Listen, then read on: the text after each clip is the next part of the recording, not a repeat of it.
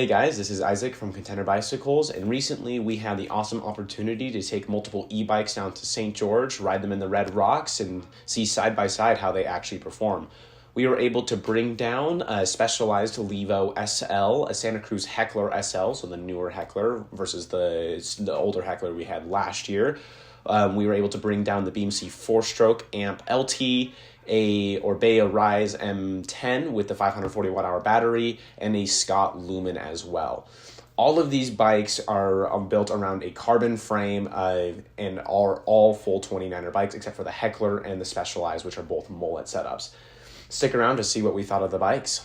Hi, my name is Joseph here with Contender Bicycles, and I just got back from my ride on the Specialized Turbo Levo SL Expert model.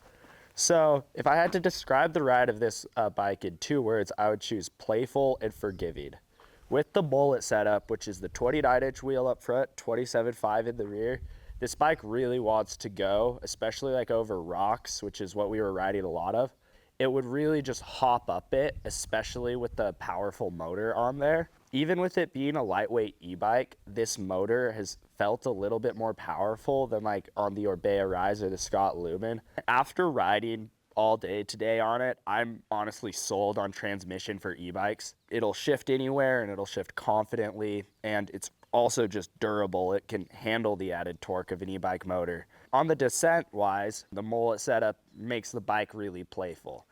You can jump around, you're popping off rocks. The lightweight overall frame weight just keeps everything feeling more like a normal bike. I could ride all day on it, and it doesn't have that super big soreness in my body that's usually I'm accustomed to after riding like a full power bike, especially like e-bikes that weigh up in like the 55, 60 pound mark.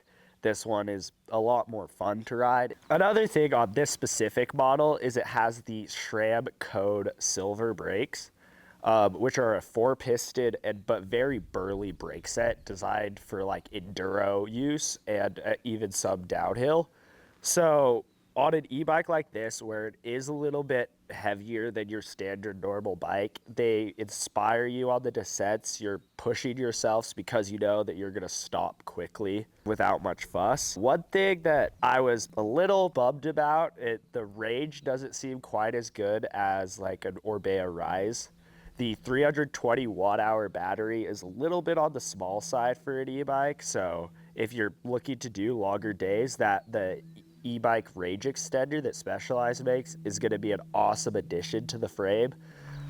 Specialized tires, the Eliminator in the rear in 27.5 and the Butcher up front in 29. Awesome tires, especially in this St. George sort of dust where you want a little bit wider set knobs. Specialized also has your SWAT tool in the headset, and we did use it today. Not on my bike, but we did use it. I was really happy with the overall build on it. It seems like Specialized really had in mind a bike that you're gonna ride all day, throw in your garage, forget about it, maybe throw it on the charger, throw your derailleur on the charger, and then you're gonna take it out. Seems like something that's not gonna need a ton of maintenance. Besides like the battery size, everything else was dialed in. They did a really good job with this bike. And yeah, I'd be totally happy to own one. If you're looking for an e-bike that you really want to go have a lot of fun on, that's sort of bridging the gap between like a full power Heckler and a super lightweight Scott Lumen. This bike, it finds that middle ground of capability while still keeping the weight down. Hey guys, this is Isaac from Contender Bicycles, and today for our e-bike trail review, I had the privilege of riding the Santa Cruz Heckler SL.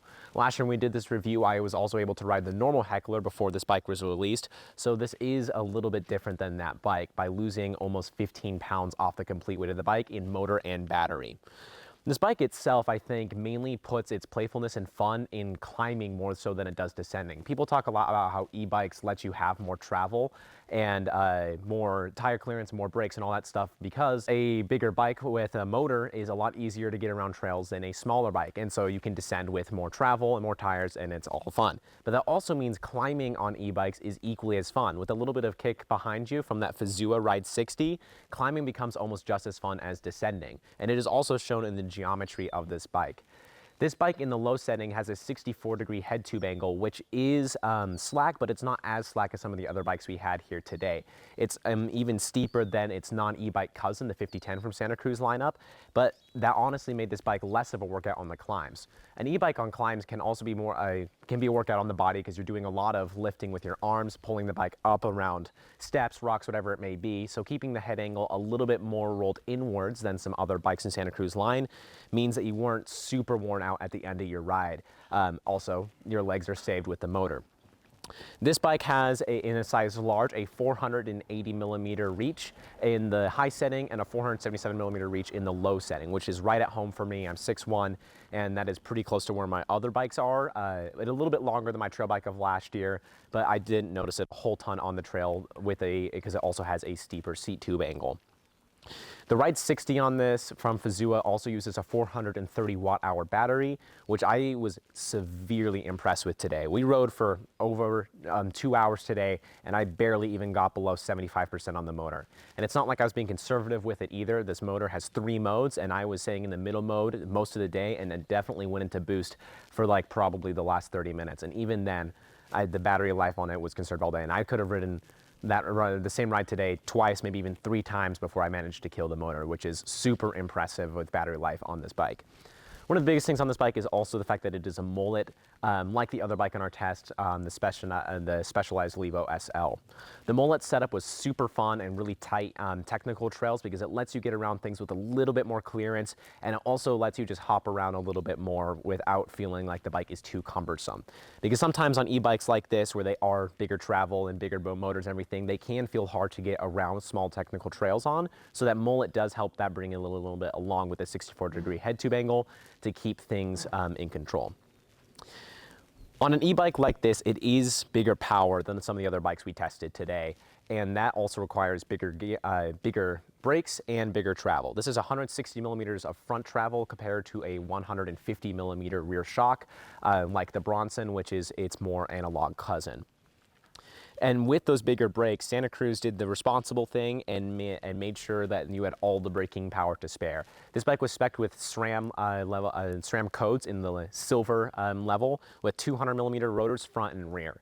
Not only is it spec'd with a 200 millimeter rotor in the rear, that is actually the minimum rotor allowed. You cannot run anything smaller than a 200 millimeter rotor in the rear on this bike, which is awesome because honestly, big heavy e-bikes need big heavy brakes. This bike, I think, is significantly lighter feeling than other e-bikes of the past. As I've worked in the bike industry and been able to ride e-bikes for over the last, 3 years, they have gotten lighter and lighter, and it shows.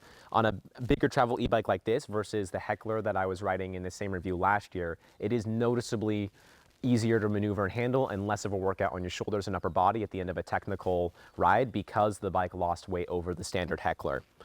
The Fazua Ride 60 definitely packs a punch, but not so much that the rear wheel is spinning out on technical climbs. I would highly recommend this bike. I really, really enjoyed it. All right, my name's Drew. I'm a mechanic at Contender Bicycles, and I spent the day on the BMC Fourstroke AMP LT. I was really impressed with this bike overall. It felt really poppy and precise, I would say. For an e-bike, a lot of them are, longer travel. It's pretty great for a short travel e-bike. The suspension platform is awesome on this bike. I really like the RockShox suspension. It felt super firm while still feeling plush at the same time. Didn't blow through its travel, but it had a lot of support for an e-bike. That's just on the heavier side, which is really nice. The DT Swiss wheels were awesome. Super stiff. They really helped the bike feel more responsive. Bike yoke dropper post was awesome. I had no issues with that. Super firm the whole time. Had a nice drop. And this bike's also spec'd with the G2 RSC brakes, which are awesome for an e-bike, and it's got 4 pistons front and rear. So they're pretty powerful, and it also is spec'd with the HS2 rotors. So you get a little bit better heat dissipation compared to the normal SRAM centerline rotors. This bike climbs great with that firm suspension. It really helps get up those chunky rocks out here in St. George. The rear end also has quite a bit of anti-squat too, so whenever you get on the pedals and that motor engages, the rear end stiffens up nice and it's super firm, so you get the most out of the 360 watt-hour battery you got in there. And then descending, this bike was an animal. It was awesome. It's got a 66.5 degree head tube angle, which made it really capable. You know, I was pushing this bike hard, and you know, I think sometimes the geometry, the suspension can't quite keep up with it sometimes, just because it's so slack and aggressive, which is awesome. I think it's a great all-around e-bike. Really shines if you're looking for a one-bike quiver, sort of biased towards pedally stuff. This bike really crushes, you know, on all-day adventures out on the trails. What's also really cool about this bike is it's got one water bottle cage on it now, but you can fit 2 bottle cages, which is pretty unique for an e-bike. It's a great e-bike for someone coming from the cross-country world that wants to dabble in the electric bike world. Yeah, I thought it was a great bike overall. And it's also lower weight compared to most e-bikes out there, which really helped it feel pretty maneuverable. I was able to, you know, hop around on it and felt poppy and playful like a normal bike. So that was really awesome. There's some times where, you know, I would forget I was even riding an e-bike. That's kind of a great feeling to have. Then you get the motor there to help you get up all those climbs.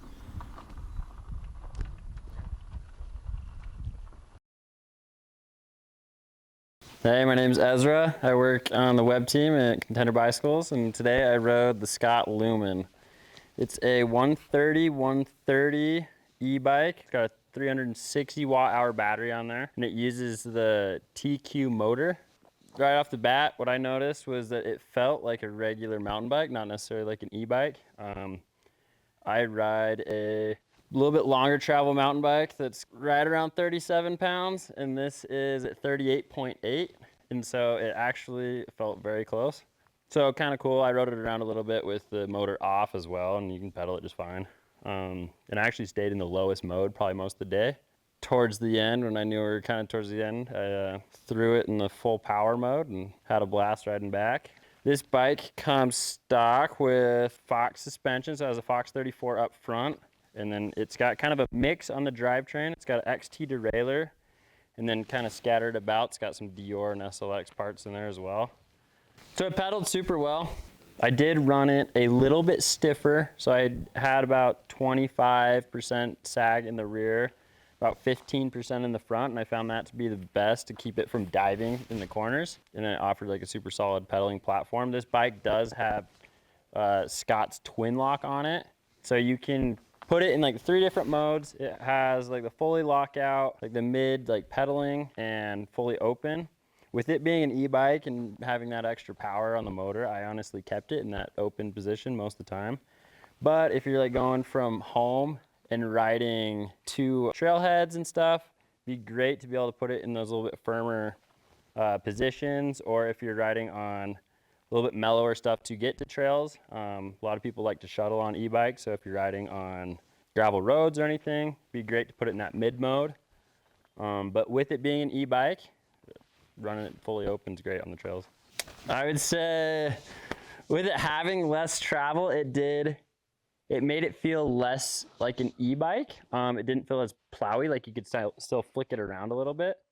So it kept it a little bit more playful and nimble. I think if it had much more travel, it would make it feel more grounded in not necessarily like a good way. It'd feel just kind of more like a tank that you're just kind of brawling through everything, whereas this still felt like a regular mountain bike. I'm Sam. I'm on the web team for Contender Bicycles, and today I'm going to be talking a little bit about the Orbea Rise M10. First impressions on this bike is it's a ton of fun. I was definitely able to get up a lot of sections that I probably wouldn't have been able to clear otherwise.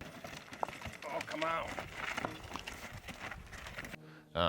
So that's awesome. And also, since it's a lightweight e-bike, like everyone else has been saying, it's not that hard on your shoulders. It's not that hard to pull it over things. Obviously, you're going to see some footage of me not making things too, but that's part of the fun. It's got XT, and that had no problem. Shimano XT had no problem handling the power from the motor. A lot of times on an e-bike, you are going to be shifting under load, and there are really no hiccups at all there. First experience on the EP8 RS motor, it was great. Power delivery was pretty smooth. Never really lost traction. As far as brakes go, on the descents, these are Shimano XT. Everyone has good things to say about Shimano brakes. They worked perfect. Nothing fancy, but they always work. Great brakes. Up front, we got the Fox 36 factory fork. I've used most of the travel. I even bottomed it out a few times, so I know it works. Beyond that, the wheel set on it's pretty great. These are great. They're the in-house Okwo wheels. Sorry, Ryan, I did ping them off a few rocks, but there's not a single dent in the whole thing. They're perfectly durable. They work great, especially with the added weight of the e-bike. And this one's even a little bit heavier than the other Orbea Rises. This is the 540 watt-hour battery. So I had plenty of battery life left at the end of the day. I was pretty much running it in the mid mode most of the time, sometimes the low power mode, and then turbo for a while at the end, which was pretty fun. And this bike is still above 75% battery. I could probably take it out tomorrow without even charging it at all. Not sure we're gonna do that, but probably could. Ton of power left. This bike is probably best for someone who's looking for an all-around e-bike that's pretty good at everything. It climbs pretty well. It also descends pretty well. You're rocking 150 in the front, 150 in the back, and it's fairly light. So when you're descending, you're not gonna run into any problems there.